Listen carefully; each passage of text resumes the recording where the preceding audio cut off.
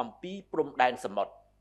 សម្ដេចមហាបវរធិបតីហ៊ុនម៉ាណែតនាយករដ្ឋមន្ត្រីកាលពីថ្ងៃទី2ខែមិថុនាឆ្នាំ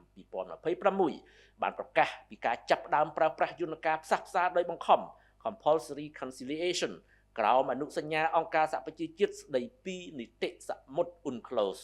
ដើម្បីដោះស្រាយការទាមទារដែនសមុទ្រត្រួតគ្នាជាមួយនឹងប្រទេសថៃការសម្រេចចិត្តបែបនេះគឺដោយសារអស់រយៈពេល25ឆ្នាំជាងមកហើយដែលកម្ពុជានិងថៃ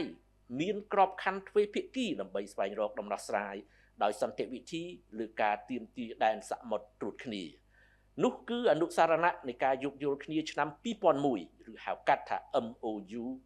2001ដែលឆ្លុះបញ្ចាំងពីការយល់ឃើញរួមគ្នាថាប្រទេសទាំងពីរគួរតែធ្វើការរួមគ្នាដើម្បីដោះស្រាយព្រំដែនសមុទ្រនិងអភិវឌ្ឍធនធាននៅក្នុងតំបន់ទាមទារដែនសមុទ្រត្រួតគ្នាដោយសន្តិវិធីនិងដើម្បីផលប្រយោជន៍ទៅវិញទៅមក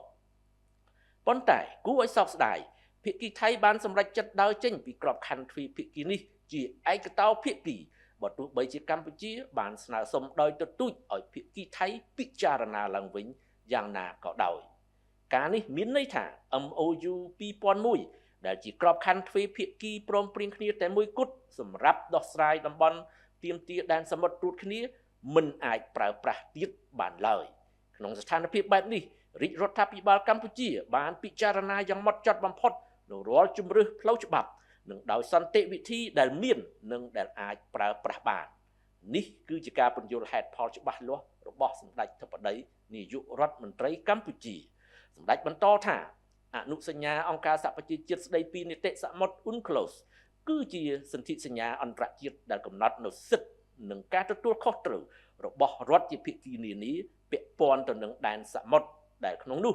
មានទាំងកម្ពុជានិងថៃក៏ជារដ្ឋភាគីនៃអនុសញ្ញានេះ